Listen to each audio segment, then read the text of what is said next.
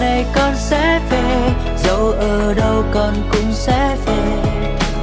Về đem hết chuyện kể ba nghe, đêm giao thừa vô bếp với mẹ. Tết này con sẽ về, mẹ đừng lo và chờ con nhé. Bởi con hiểu Tết với mẹ là chỉ khi thấy con được quay trở về. Năm nay hơn 25 mà lòng còn nhiều mộng mơ, vẫn lon ton nơi xa và bao khát khao đang chờ. Từ ngày đôi chân còn nhiều bơ ngỡ, giờ cũng bớt dại khờ. Đi qua bao năm nhiều điều chẳng còn như xưa, lo toan tương lai nhiều khi chẳng mong Tết nữa, mà chỉ cần nơi xa còn người mong con thì con luôn hứa sẽ về.